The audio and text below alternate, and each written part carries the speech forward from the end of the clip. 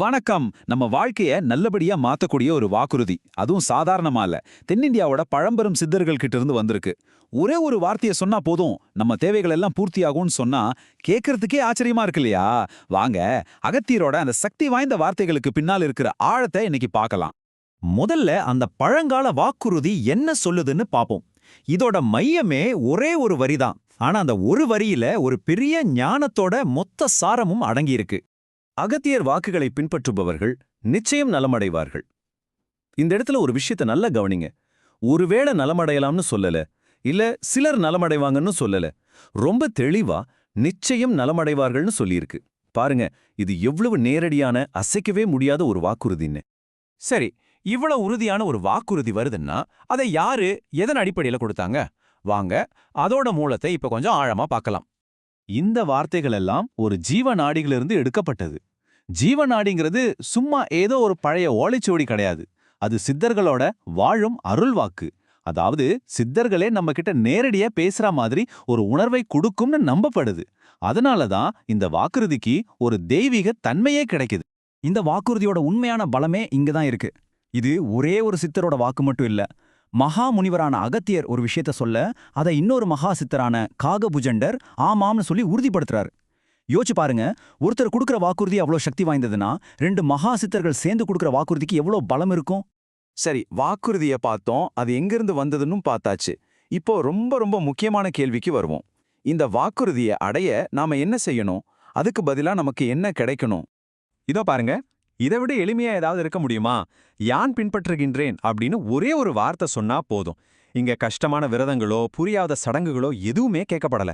தேவையெல்லாம் ஒன்னே ஒண்ணுதான். அது மனப்பூர்வமான உண்மையான ஒரு அறிவிப்பு. அவ்வளவுதான். அந்த ஒரு வார்த்தைக்கு கிடைக்கிற பலனை பாருங்க. அவனுக்கு என்னென்ன தேவைகள் அனைத்தும் உடனடியாக யான் கொடுக்கின்றேன். ஏதோ ஒரு குறிப்பிட்ட தேவை மட்டும் இல்ல, அனைத்தும்னு சொல்லப்பட்டிருக்கு. அதுவும் எப்போ கிடைக்கும்? மெதுவா, இல்ல உடனடியாக. இந்த ரெண்டே வார்த்தைகள் போதும் இந்த வாக்குறுதியோட மகத்துவத்தை நம்மால முழுசா புரிஞ்சுக்க முடியும். ஆனா கதை இத்தோட முடியல. இதுல ரொம்ப முக்கியமான ஒரு சின்ன ட்விஸ்ட் இருக்கு. இந்த வாக்குறுதி எல்லாருக்கும் அப்படியே கிடைச்சிடாது. இதுக்கு ஒரே ஒரு முக்கியமான தகுதி தேவைப்படுது. உங்க மனசுல என்ன ஓடுதுன்னு எனக்கு புரியுது. என்னது, ஒரே ஒரு வார்த்தை சொன்னா எல்லாம் கிடைச்சிடுமா? இது உண்மையிலே இவ்ளோ சுலபமான்னு நீங்க யோசிக்கிறது சரிதான். இந்த உரை அந்த கேள்விக்கு நேரடியாவே பதில் சொல்லுது. இதோ இதுதான் அந்த ஒற்றை நிபந்தனை. எங்கள் வாக்குகளை பயன்படுத்துவதற்கு நிச்சயம் புண்ணியங்கள் வேண்டும். இதுதான் இந்த முழு வாக்குறுதியோட திறவுகோள். சித்தர்களோட வார்த்தைகள்ல இருக்கிற சக்தியை நம்ம பயன்படுத்திக்கணும்னா நமக்கு ஒரு ஆன்மீக தகுதி தேவை. அந்த தகுதி தான் புண்ணியம். அப்போ புண்ணியம்னா என்ன?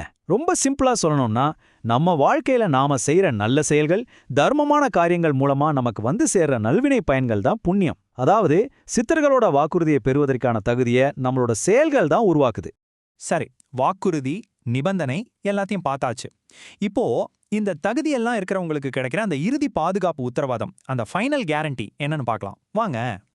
இந்த இறுதி உத்தரவாதம் இருக்கு பாருங்க, இத பின்பற்றவங்களுக்கு ஒரு முழுமையான பாதுகாப்பு கவசம் மாதிரி செயல்படுது. இதோ அதுதான் அந்த பாதுகாப்பு கவசம். காகபுஜண்டர் சொல்றாரு, அகதியனின் வாக்குகளை யார் பின்பற்றுகிறானோ அவனுக்கு ஒரு குறையும் வராது, இது என் சொல். நல்லா கவனிங்க, இது வெறும் வாக்குறுதி இல்ல, இது ஒரு சித்தரோட சத்திய வாக்கு. இது என் சொல்லுன்னு அவர் தன் மேலேயே எடுத்துக்கிற இந்த உத்தரவாதம், இதை பின்பற்றவங்களுக்கு எந்த தீங்கும் வரவே வராதுங்கிற ஒரு முழுமையான பாதுகாப்பை தருது. இந்த விளக்கத்தோட இறுதியில இந்த ஒரு கேள்வியோட நான் உங்களை விட்டுட்டு போறேன். யோசிச்சு பாருங்க, ஒரு பழங்கால ஞானம் நம்மளுடைய செயல்களையும் நாம சேர்க்கிற புண்ணியத்தையும் ஒரு தகுதியா கேக்குதுன்னா, அதோட ஆழமான அர்த்தம் என்னவா இருக்கும்? நம்பிக்கைங்கிறது வெறும் மனசுல நினைக்கிற விஷயம் இல்ல, அது நம்மளோட செயல்களோட பின்னி பிணைஞ்ச ஒண்ணுங்கிறத இது நமக்கு நினைவுபடுத்துதா? சிந்தித்து பாருங்க.